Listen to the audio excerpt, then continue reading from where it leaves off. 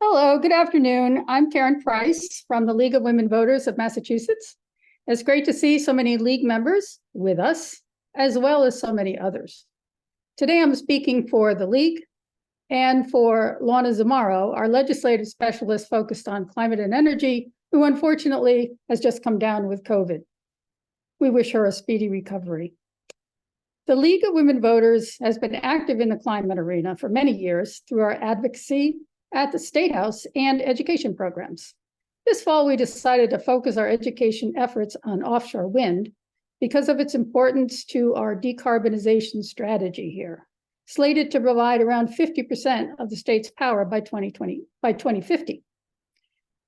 This focus on offshore wind brought us into a partnership with another league, the Environmental League of Massachusetts, and its collaborative advocacy through New England for Offshore Wind. This partnership has led to a three-part webinar series. We hope you will leave with an understanding and appreciation of the enormous potential and challenges of offshore wind, and will be part of our advocacy efforts to keep the projects on track. Today's webinar is about where offshore wind stands now.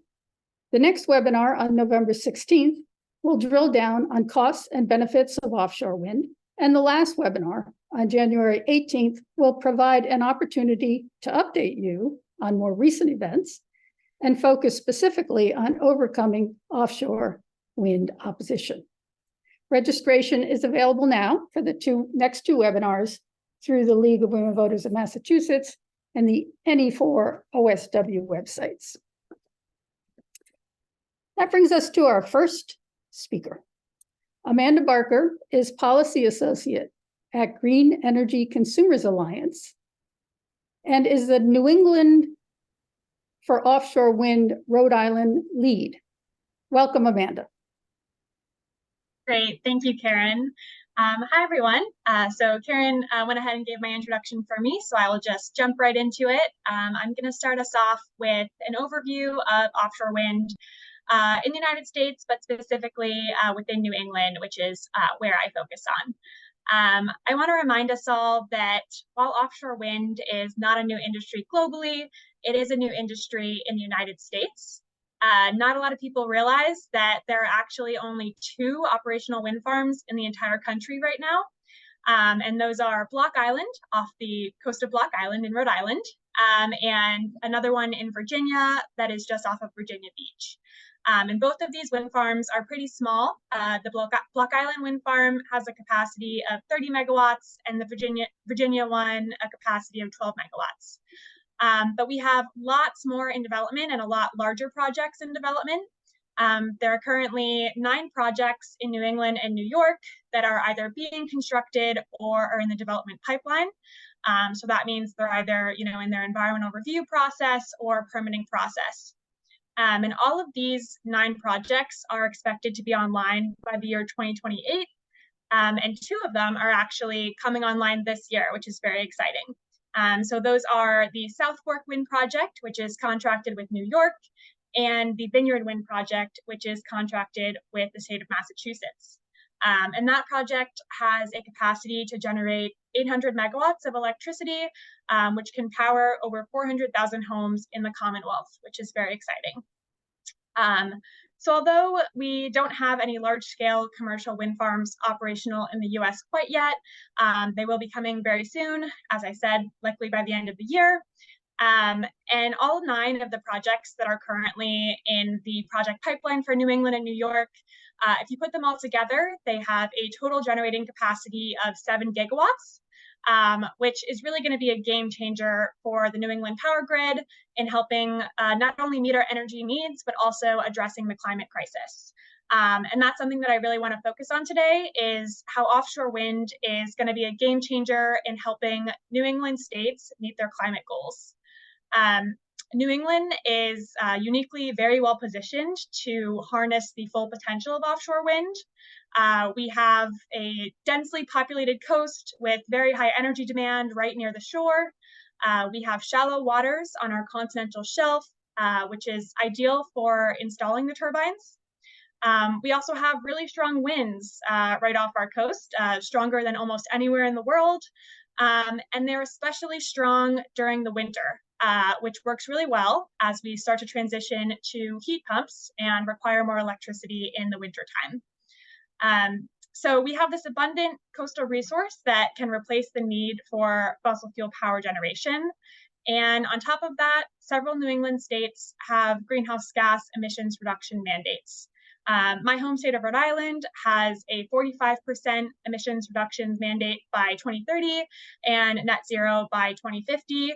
Massachusetts has a 50% emissions reductions mandate by 2030, and then the ultimate goal of net zero by 2050 as well.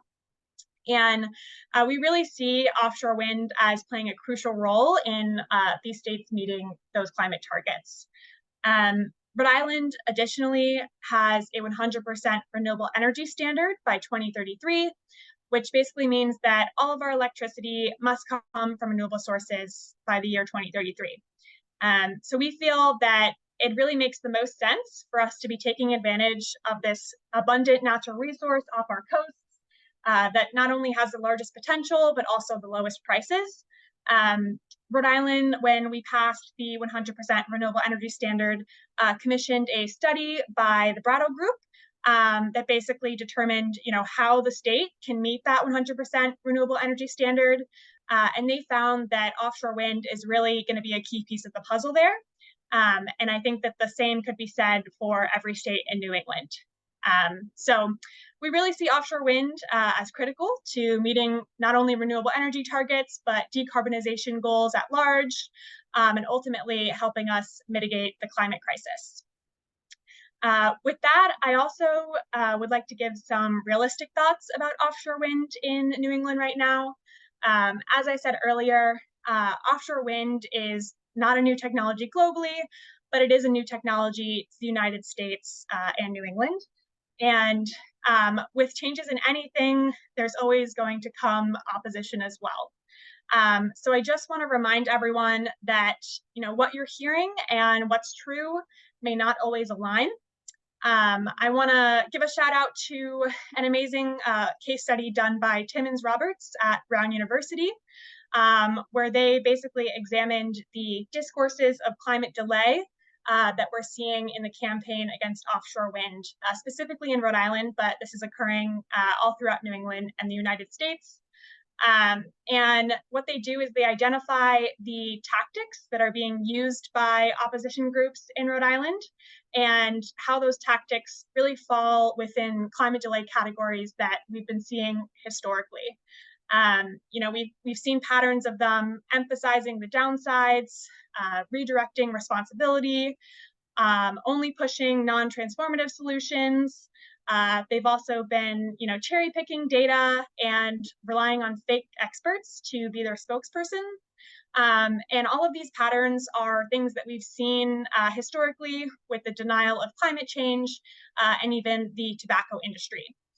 So I just want to encourage everyone to be keeping an open mind and thinking about, the sources behind the information that you may be hearing when it comes to offshore wind.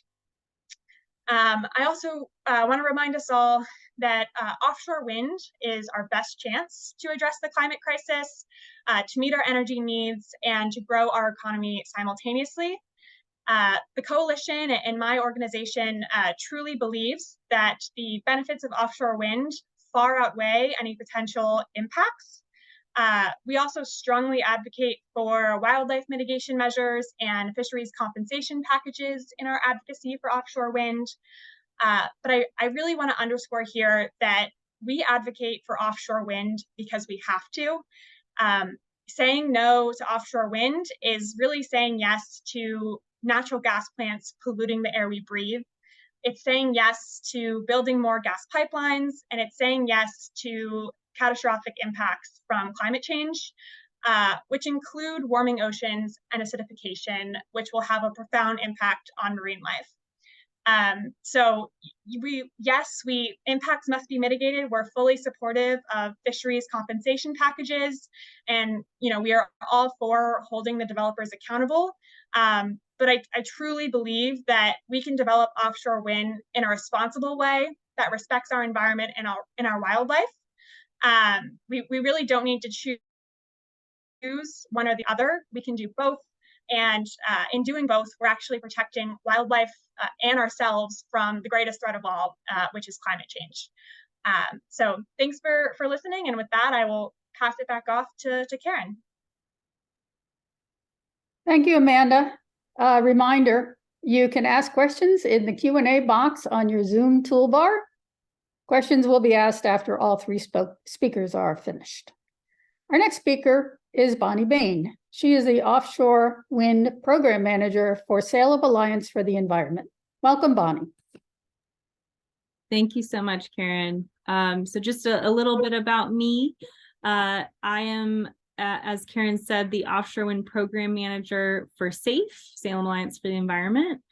I support workforce equity and leading conversations regionally to raise awareness of the coming offshore wind industry. And I'd love to talk a little bit about SAFE. I thought it would be fun for you all to know that I am also a member of my local league. We love our LWV here in Salem, so I'm a little biased.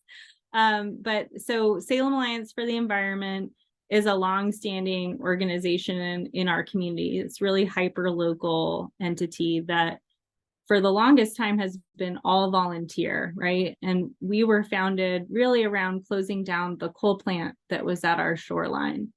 And so there's this long-standing history that we have with the port and with the port development. When the gas plant was brought in to replace the coal plant, we obviously didn't want that either. But we fought it as much as we could, and then we worked to make sure there was a community benefit agreement tied to that, right? So like even that piece of it we follow, right? And so we've long supported offshore wind. We've seen the vision and we've seen the possibility that our port be transitioned into an offshore wind marshaling yard, and here we are realizing the dream. It's happening, it's coming. And I thought it would be fun for all of you to see a visual. So I'll pull that up at some point, just so you're looking at that and not me, because it's more fun to look at the port, I think. Oops, yes, okay. So that's what it looks like. It's right next to the gas plant. And so just a little bit about us and Salem and why Salem, right? So we have this really unique deep water port. It's unobstructed, and it's prime territory for not only projects to the south of us, but projects to the north. And even New Bedford, you know, while it's a great port and has a lot of capacity as well, has a storm barrier. So recently we had this large, fabulous ship, the Sea Installer in our port, and that ship is so large that it can't, as far as I understand, it can't go through that storm barrier in New Bedford. So that's why you need both ports, right? We really want to get to, I think Amanda really touched on this, right? This abundance mindset, right? For so long, we've had this scarcity mindset. And as we make this shift, there has to be an abundance mindset. There's enough for everyone in this, right?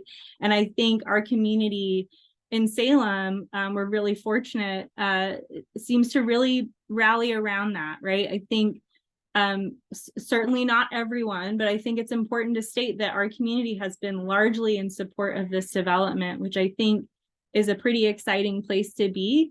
I think SAFE has played a role in that, right? Because we've had long-standing efforts in the community around sustainability and resiliency, and we've provided education to the community.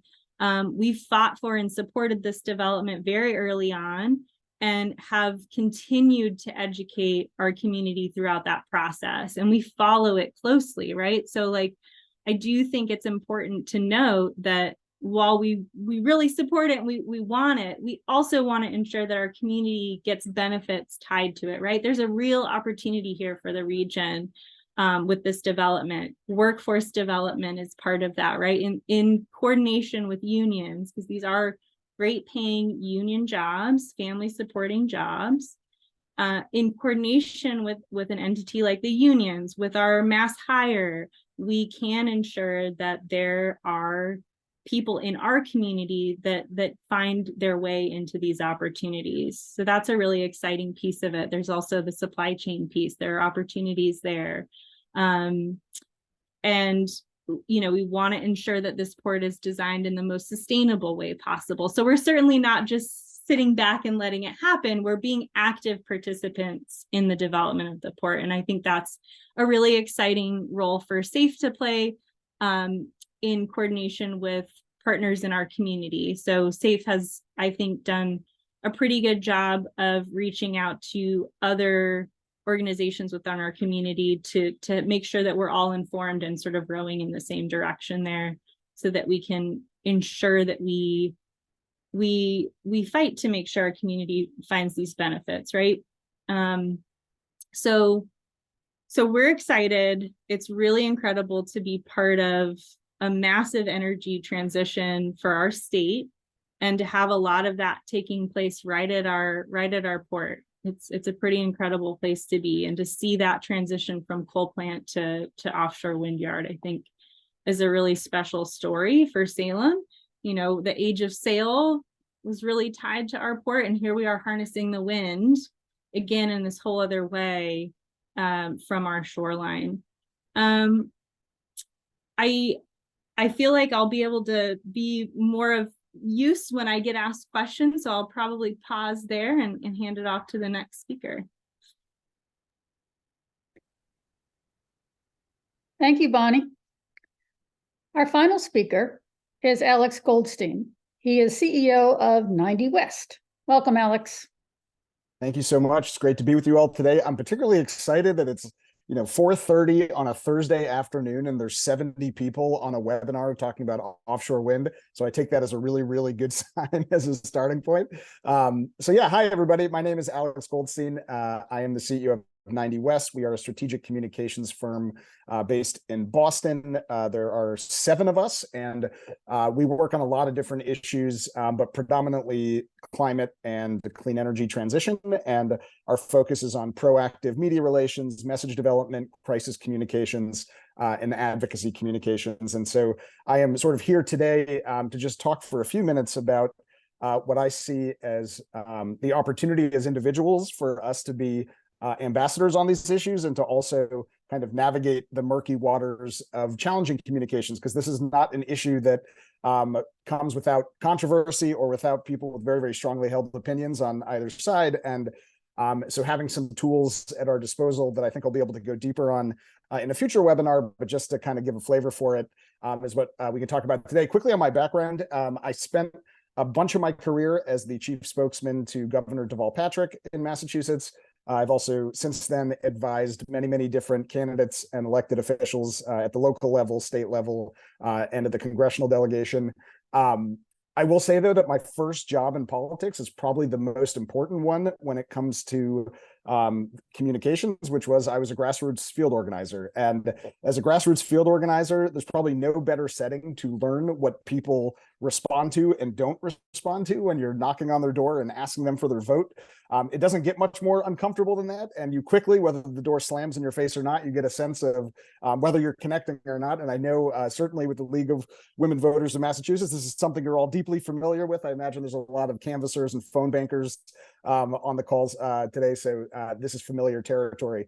What I'm really passionate about is thinking about how we translate policy into persuasive communications, specifically really complicated technical solutions like we have with offshore wind. Although I will say that the group that we've had speaking today makes me feel much better about how you can talk about these things in a way that isn't that complicated. But how do you take these policy issues and translate them into communications that can bring people along with us in service of the common good? And throughout my career, there's really been kind of a through line in terms of what I believe makes for persuasive communications. And I think it really connects very much on this issue, which is that the most persuasive communications happen at the intersection of emotion and credibility.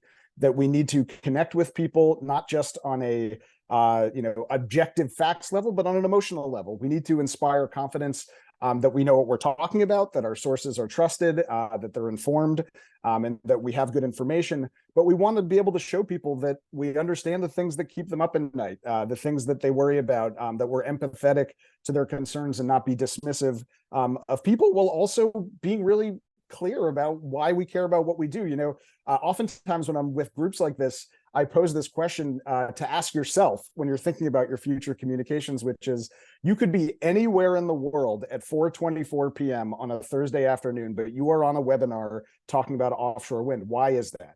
What is it within you that actually makes this so important to you? And I have a really good reason for this personally. Not that I needed more. I was always really passionate about these issues, even when I was working in the administration. But my wife and I recently welcomed our first child. Her name is Ava. She is today 3 months old. And every single morning when I wake up, I look at her and I ask myself what kind of world I am going to leave her. And I ask myself what kind of world she's going to grow up in. And it might sound, a little corny, but it's true. I genuinely think about this all the time. And now I have a face looking back at me to really, really drive this home. And I think it's really important for the broader question about how do we take abstract policy and connect it to the lived experiences of real people. And I think in our own advocacy, what that means is, how do we make it personal? What is our version, right? There's talking points, and the talking points are important. And I encourage people to really, get a good grasp of how to talk about all the things that have been shared today. That is vital to be able to talk about these issues in a smart and credible way. But we also can think about what our own story is, because when we talk about emotion and credibility, our own story about why we care is going to be just as persuasive as having every single data set at our fingertips that we need. And I think it's a great way to kind of, merge the two. From my experience, I also think that when we talk about clean energy transition, and particularly in the offshore wind space, there's two words that always come to mind for me, which is urgency and optimism, right? On one hand, we want to make sure people realize, as has been laid out today, that Massachusetts is on the hook for very ambitious climate goals, as we should be, and emission reduction targets. And there needs to be a lot of urgency if we are ever going to have a chance of meeting those goals. On the other hand, you have Bonnie's presentation, this incredibly optimistic story of places like Salem, where this is starting to come to life. And we are showing that we can do really, really, really hard things. And I think that becomes an important part. There's sort of a temptation that I always have, and maybe it's just because I've spent so much time in my life in politics, to always spend my time refuting negative arguments and to just like run around being like, that's wrong, that's wrong, that's wrong. And that is an important part of it. But every opportunity to refute a negative is an opportunity to come back to our story. Why do we care about these issues? What is that story? What is the substance of that? And so, in the context of offshore wind, I also, think that there's this, we are not dealing with our communications in a vacuum. As was mentioned earlier, we are dealing with disinformation, and then the knock-on effect of that, which is misinformation. By the way, I just recently helped myself understand what the difference between disinformation and misinformation is. Disinformation is the intentional, deliberate misleading of people with false information for a purpose. And then misinformation is the kind of viral nature of that, as it is communicated out through people that may not know that they have been misled. And I think we're, with offshore wind, like many, many other issues that we've all been advocating on over the last few years, especially as social media has proliferated as one of the primary venues where information is distributed. Offshore wind has a ton of disinformation and misinformation. There are many, many actors in this space who are very much invested in communications that are meant to mislead on a whole host of different issues, whether it is around whales, or which you may have seen pop up, or cost, or there's so many different places we could go. And what I like to remind folks is, like, first we need to figure out our own why. What do we stand for? Why is this vital for Massachusetts? And I love the way that Amanda put it earlier, which is that we will not reach our climate emission reduction goals in Massachusetts without offshore wind. We will not do our part. We will not functionally play our role in that if we don't. And then once we do that, then we can talk about how do we start to refute some of these negative communications. And I think we have a whole webinar that's going to be largely devoted to how to deal with those situations. So the only thing I'll say about that is between now and January, when we talk about that, what I'd love for you to keep in mind is a lot of you come from a political background, probably do a lot of voter contact work. And what you've probably found over the years is voters kind of exist on this spectrum. In my old grassroots days, they were 1s through 5s. A supporter is a 1, a 2 is leaning in our direction, a 3 is undecided, either because they're not sure or they don't have enough information. A 4 is leaning in the other direction, and a 5 is very committed in the other direction. I actually think that that's a really helpful framework because as individuals, we have very little emotional bandwidth to devote to trying to persuade people of things. And while it may be cathartic to spend our time always wrestling with the 5s, right? Trying to convince that person at the Thanksgiving dinner table who keeps saying the thing that, makes you want to throw your mashed potatoes across the room, that they're wrong, that may not actually be the most effective or efficient use of our personal bandwidth, especially because a lot of folks have lots of other things that they're doing each day. And so that precious time where you can talk to people, what I like to use as a starting point is, how do we focus our energy on the 4s and up, right? The folks who can be brought along with us up that spectrum to eventually being supportive. And what are the issues that are really on their mind? Where are they getting their information from? How can we point them to cases where they really can have some buyer beware context for who is selling them the messages that they're receiving? And I think that's something that we can talk about at length in January, but it's where I'd love as a starting point as you think about how to do persuasion around offshore wind. The vast majority of people, from my experience, are in the 2, 3, and 4 category, right? They have a lot going on in their lives, and they're not. They think they might be generally supportive, but aren't totally sure, or are a little undecided about some of the things they're hearing.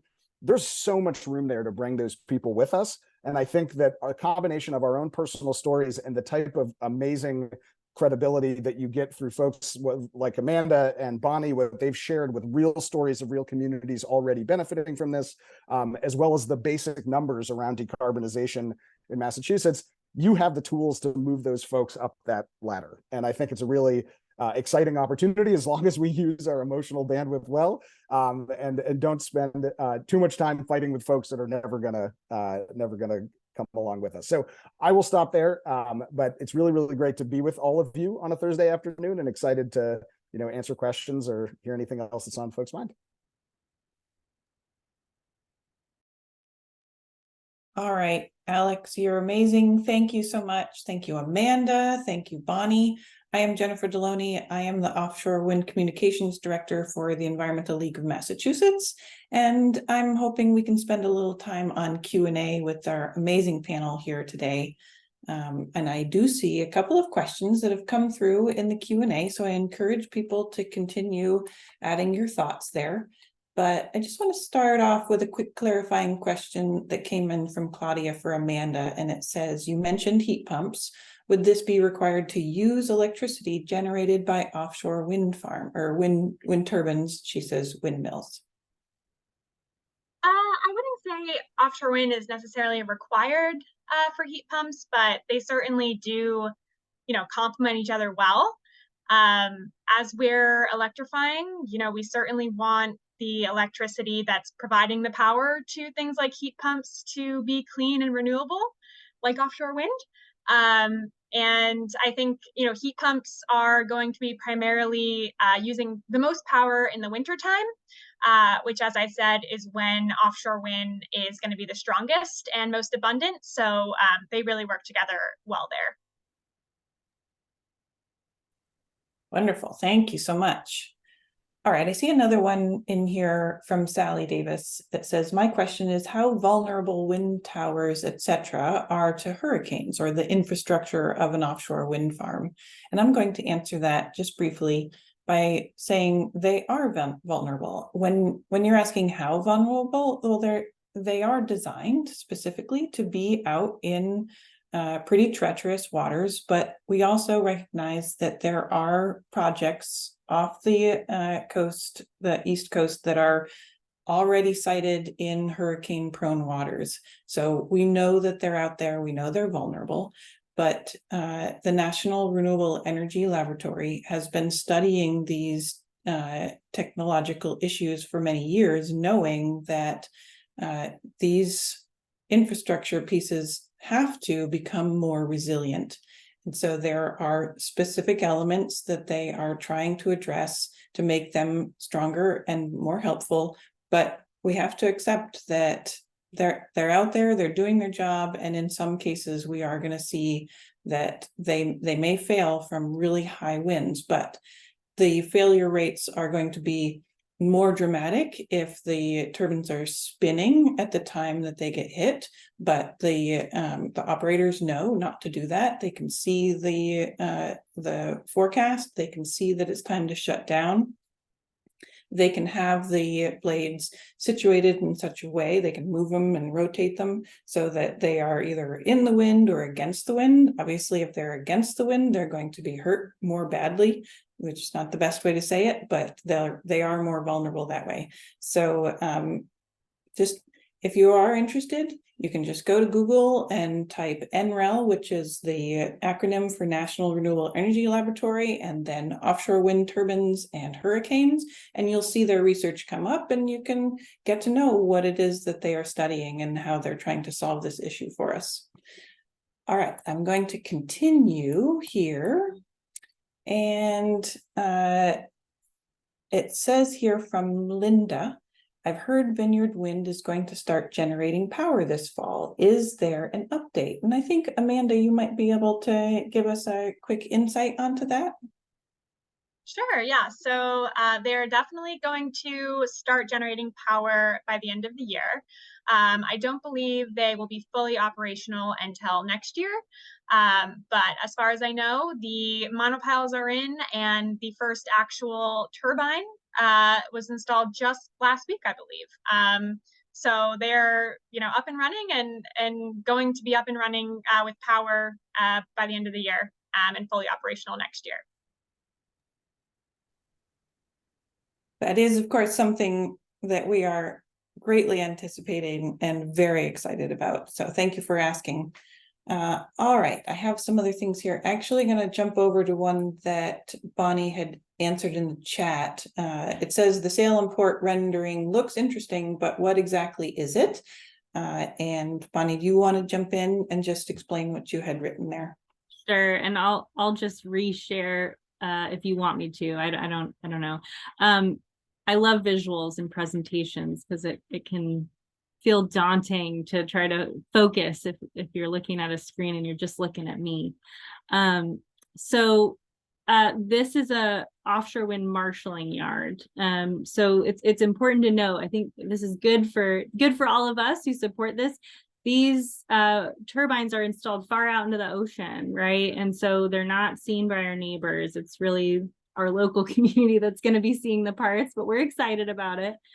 So parts come into our port. There's some assembly and work done there, but for the majority of the work here, it's getting onto the ships and going out into the sea. Hope that cleared it up. All right, Bonnie, while we have you here, I'm seeing one for you. It says, could you speak more about the benefits of the wind port for the Salem and North Shore immigrant communities? I can see our board member on SAFE is keeping me honest here and tuning in. So I wanted to, let me do another visual here.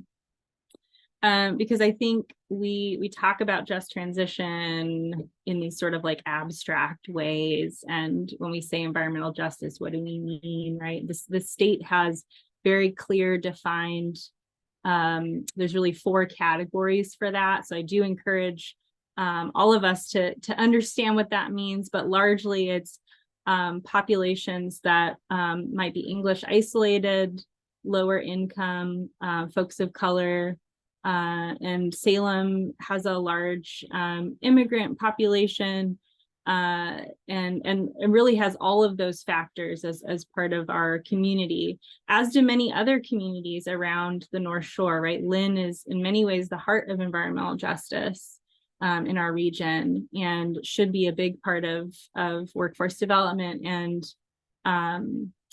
when we say just transition, we really want people to get jobs locally. That's what we mean when we say it.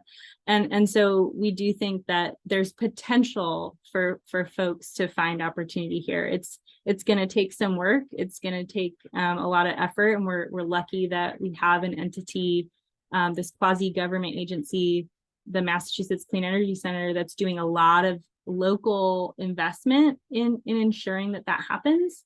There's a lot of partnerships that have been forming. So while this is happening very fast, the port is going to take 2 years to develop. So we do have some time, but not a lot. So it really does have to be all of us rowing in the same direction if we want to see true community involvement in this project. Thanks for that question. Thank you, Bonnie. That's very helpful, and I like your visuals.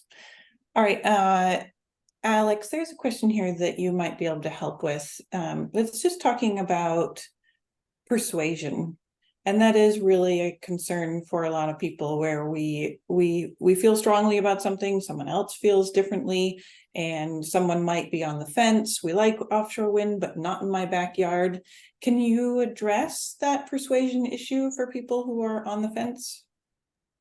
Sure. Yeah, and I think so I see the question is people who believe in wind power but not in my backyard, and I think there's a couple of things that come to mind for me. One is that, first of all, so what's implied with that question is that this is someone who is actually likely to be supportive of the policy concept, but has concerns about it being located in their backyard. And my instinct with that is, like always, I have to kind of take a deep breath for a moment, because obviously someone has to bear the impact of making this happen. We all ought to bear the impact in various ways, but certainly there are consequences for coastal communities in particular. I think that I sort of like to start by running a diagnostic with folks, which is, all right, so tell me, what is it about it being quote unquote in your backyard that has you worried? Are you concerned that it is going to, be something that would be visible from your home, or something that is going to impact,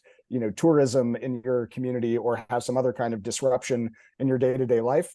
Rather than trying to sort of address it as a big abstract issue, like let's bring it down to street level and identify what is the anxiety that's keeping you up at night. Because I think like the first part of persuasion is making people genuinely feel like we want to understand, that we're not dismissive of their concerns, that we want to really understand what's motivating them. And then I think once we kind of run that diagnostic, then we can think to ourselves, all right, well, what resource do I have that address that specific concern?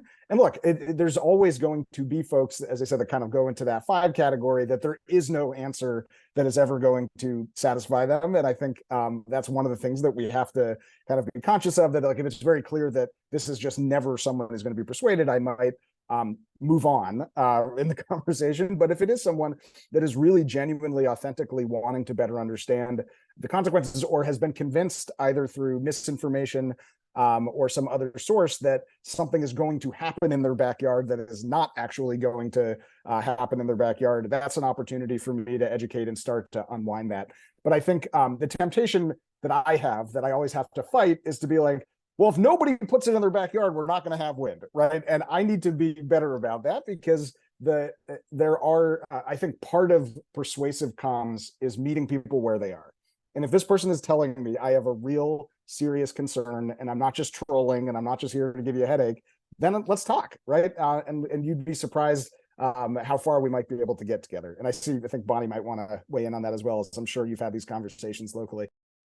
Yeah, I just want to give that local perspective to it. I've been really impressed. I've said that from the beginning about how our community largely has come around to support this project.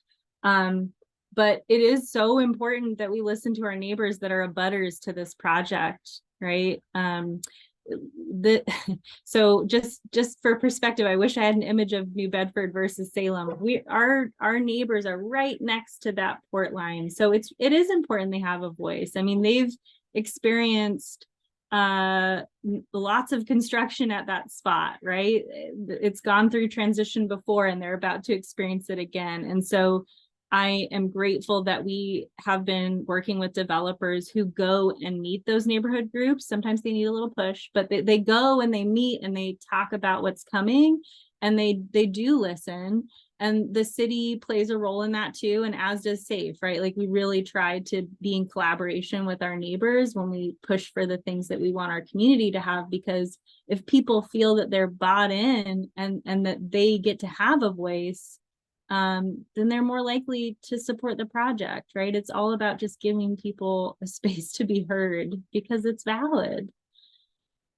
In that regard, right? I like, not if you're like, oh, like I just don't want it at all, but if there's valid concern, I you know, people should be able to air that.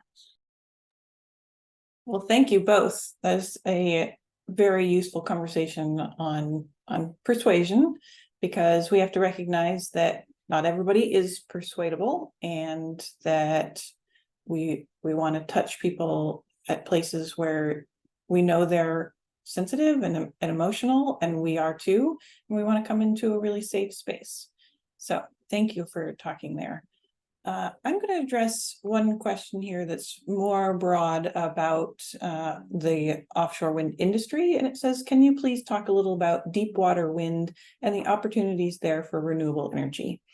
The opportunities for deep water wind are twofold, and by deep water wind, we're talking about offshore wind projects that are going to be sited in parts of water where the water depth is too much for a wind turbine foundation to be secured to the actual sea floor, because it's so deep, it's just not technologically possible. But there is technology for what they call floating offshore wind turbines. And what that really means is that it's a foundation that's sitting on the water, and it is floating, but it's tethered by cables to the bottom of the ocean. So it's still secured in some way, but there is a difference in the technology. And so there are two places right now where the opportunities for deep water wind are developing. One of them is off the coast of California, and the federal government has leased, I believe, 2 places there that developers are interested in building floating offshore wind projects. And the lease auctions from the government have been completed, and now we're in a phase there where the developers have to have an opportunity to bid their projects to, like, for example, state utilities, and build out contracts before the actual construction of those projects can begin. The other opportunity is on the East Coast in the Gulf of Maine, and the federal government is in the process of identifying potential areas in Gulf of Maine where they could lease space for developers to build their offshore wind floating projects. And we don't expect the government to begin that leasing project process until maybe fall next year. So there's still some time before we see the leasing, and then from there, the developers who set up those leases would then have to work on their projects. So we wouldn't see the installation of the offshore wind turbines in the Gulf of Maine for several years after that. I mean, it could be up to 5 years for actual construction to begin. But those are the 2 places where floating wind could potentially happen for the US. All right.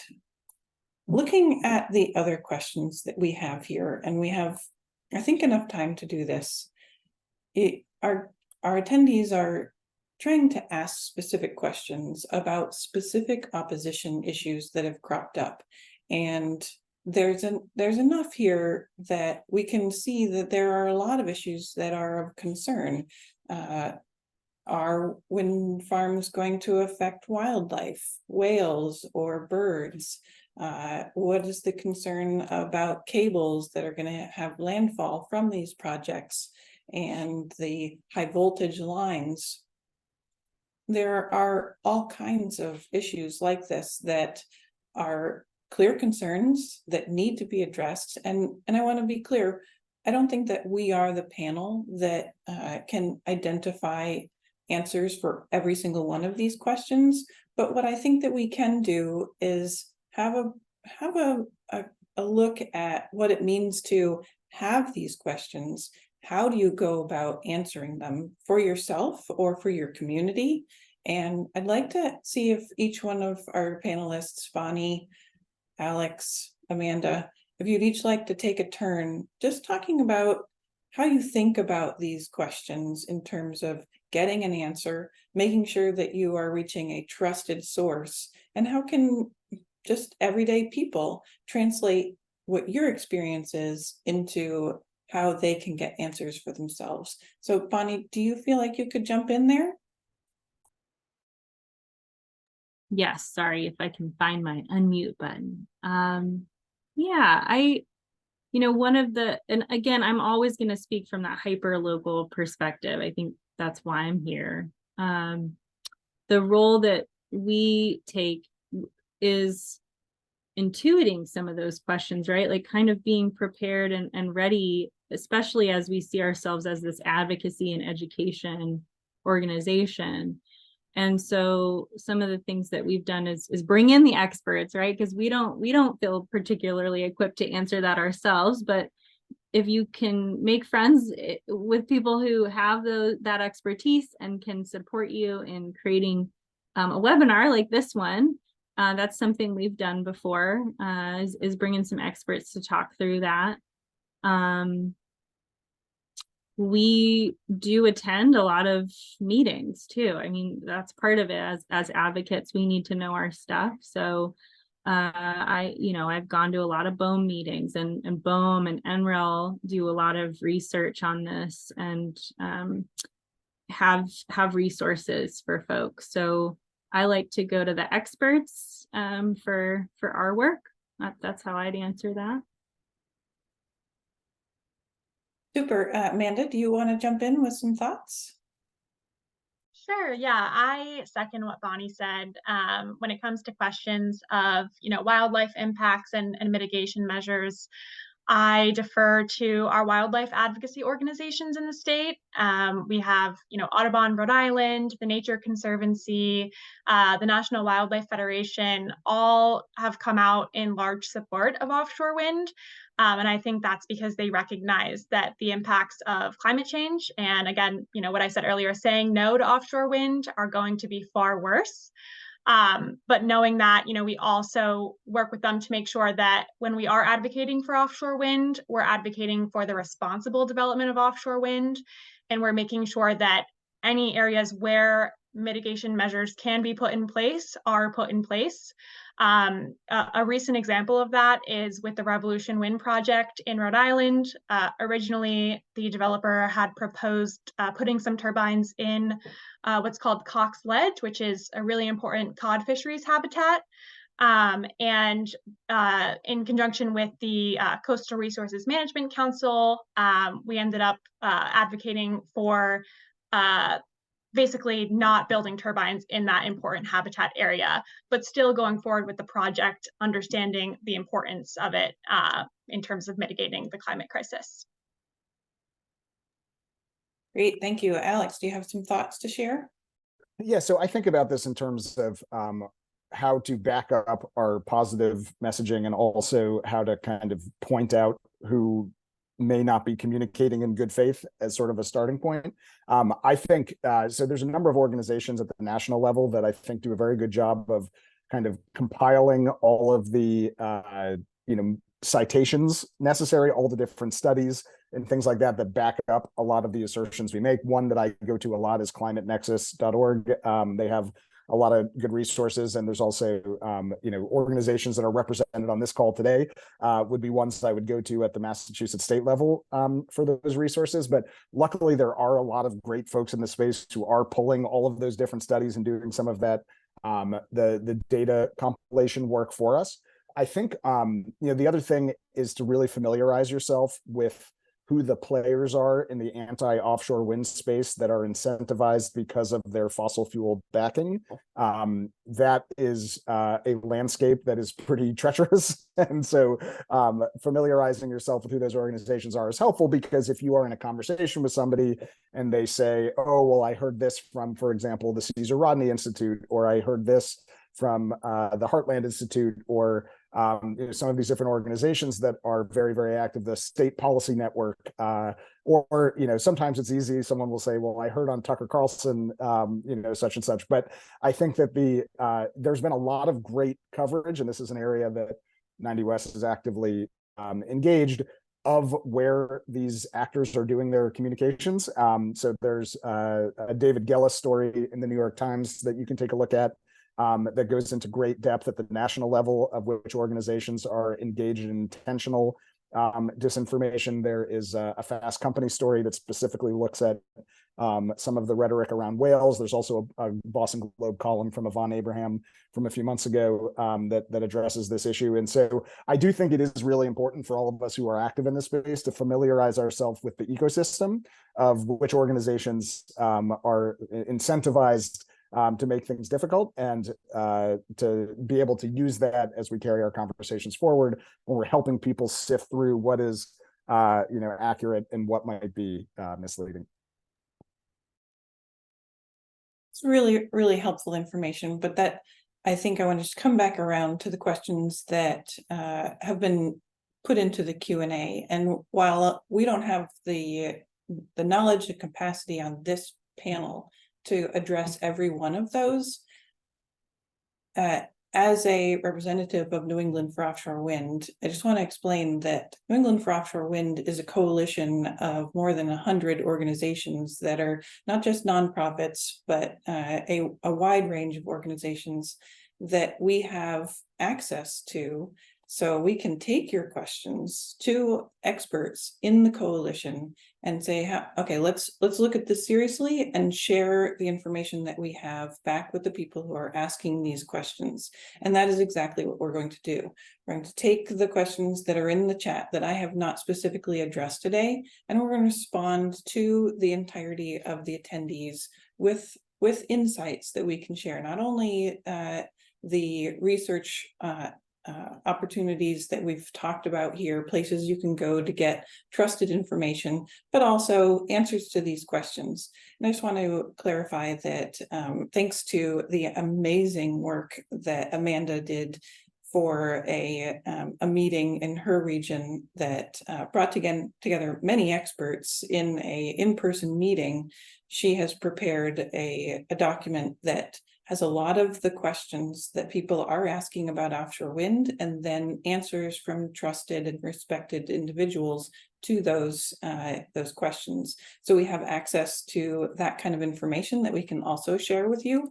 So I think the other thing I want to make sure we leave you with before we sign off today is that we've created this series as a building opportunity to so it's not just a one-off. We're telling you go fight the good fight, and here's the potential way to do it. We want to make sure you have the tools that you need and that we can continue to deliver them to you in a way that is helpful. So we're going to take what you have asked us today and what we've provided you, put that together, follow up. Then we can come around for our November edition, and we can talk more about these issues. We'll have a different menu of things that we will talk about, but you can come back to us at that time and say, well, some of the information you provided was helpful, but also I still have these questions, or you didn't provide the kind of information that we need. This is supposed to be an ongoing learning experience, not just for you, but also for us as the people who want to provide the kind of information that you need.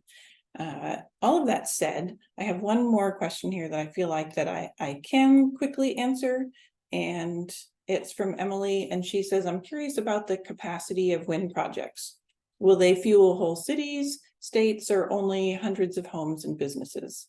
So the capacity of an offshore wind farm means how much power can the turbines generate, and how much of that power will go to the grid. And then once it's in the grid, how many homes would it potentially be able to fuel?